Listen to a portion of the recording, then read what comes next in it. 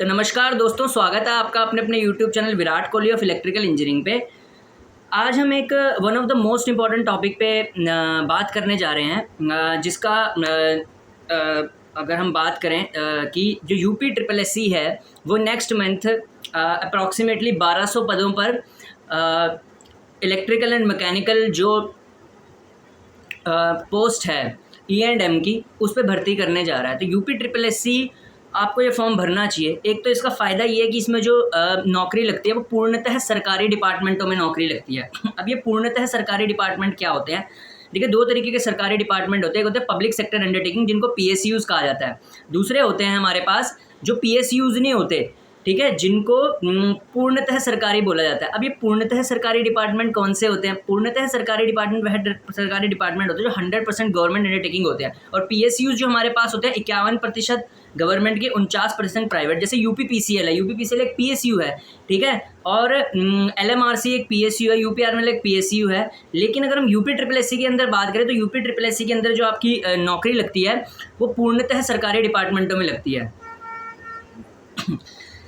ठीक है। और अगर वो पूर्णतः सरकारी डिपार्टमेंट में आपकी जॉब लग रही है तो उससे फ़ायदा सबसे बड़ा क्या है? देखिए, अगर पूर्णतः सरकारी डिपार्टमेंट में अगर आपकी जॉब लग रही है तो आप जो नेक्स्ट प्रमोशन लेंगे वो आपका गेस्टेड ऑफिसर का होएगा, ठीक है। अच्छा, यूपी ट्रिपल एस सी का एग्ज़ाम पैटर्न किस तरीके से आता है मैं आपको बताता हूँ। अच्छा, यूपी ट्रिपल एस सी में मैंने एक बात देखी है, इसका जो एग्ज़ाम का लेवल होता है ना यूपी ट्रिपल एस सी का, वो काफ़ी कम होता है एज़ कम्पेयर टू यूपी के जितने बाकी एग्ज़ाम होते हैं। उसका कारण ये है, इसका पेपर ऑफलाइन होता है, और अगर इसका पेपर ऑफलाइन होता है तो इसको TCS कंडक्ट नहीं कराते। तो कभी भी यूपी ट्रिपल एस सी का अपना पेपर उठा के देखना, इसके पेपर का लेवल कम होता है एज़ कम्पेयर टू जो UPPCL। अब जैसे UPPCL का एग्ज़ाम होता है, भारी भरकम देता है बहुत ज़्यादा, कहीं से भी क्वेश्चन उठा देगा। अच्छा, यूपी ट्रिपल एस सी के अंदर क्वेश्चन कैसे आते हैं? ठीक ठाक लेवल के।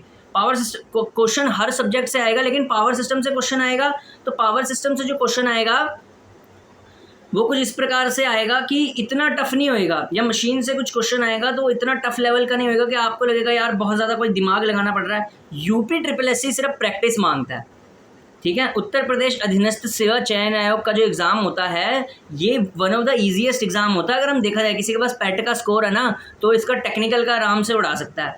कोई डिफ़िकल्ट पेपर नहीं आता, कोई मुश्किल पेपर नहीं आता, ठीक है। और कोचिंग वगैरह वाले कहते हैं कि इसके लिए कोचिंग की ज़रूरत है, किसकी ज़रूरत है? कोई कुछ नहीं। अगर आप SSC JEE के प्रीवियस ईयर पेपर लगा लेते हैं ना और यूथ लगा लेते हैं तो भी आप ये एग्ज़ाम तोड़ सकते हैं आराम से। तो एक अच्छा मौका है, अगर UPPCL में वैकेंसी नहीं आ रही और नेक्स्ट मंथ तक अगर E&M की वैकेंसी आ जाती है, ठीक है, तो आपके लिए काफ़ी अच्छा मौका है। क्योंकि देखिए, एक फ़ायदा और है, अगर आप इसको क्लियर कर देते हैं, भले ही इसका रिजल्ट लेट आए, लेकिन इसमें पूर्णतः सरकारी डिपार्टमेंट में आपकी नौकरी लगने के चांस है। और दोस्तों एक बात मैं बता लूँ, पूर्णतः सरकारी डिपार्टमेंट पूर्णतः सरकारी ही होता है। जैसे सेंट्रल गवर्नमेंट में SSC JEE के थ्रू जो जॉब मिलती है वो पूर्णतः सरकारी डिपार्टमेंट में मिलती है, CPWD वगैरह, MES वगैरह। इसी तरीके से इसमें जितने डिपार्टमेंट आएंगे सारे पूर्णतः सरकारी डिपार्टमेंट होंगे, ठीक है। तो ये भी आपके लिए एक मोटिवेशन की बात है। भले ही आपको बहुत ज़्यादा नेगेटिव बोले लोग कि इसके लिए नहीं भरो यार, बेकार जॉब है, बड़ी लेट मिलेगी कोई बात नहीं, लेकिन फिर भी आपको इसके लिए भी उतना ही ट्राई करना है जितना आप PSUs के लिए ट्राई करते हो, ठीक है। भले ही इसमें पे स्केल थोड़ा कम है, ठीक है। पे स्केल भी मैं हमेशा बोलता हूँ, हर जॉब के अपने एडवांटेज और डिसएडवांटेज होता है। पे स्केल भी हमेशा मैटर नहीं करता, ठीक है। कोई लड़का यूपी ट्रिपल एस सी का एग्जाम निकालता है, भले ही वो 4200 ग्रेड पे में जा रहा है, लेकिन एक एडवांटेज ये भी तो देखो ना कि वो पूर्णतः सरकारी में जा रहा है, ठीक है ना।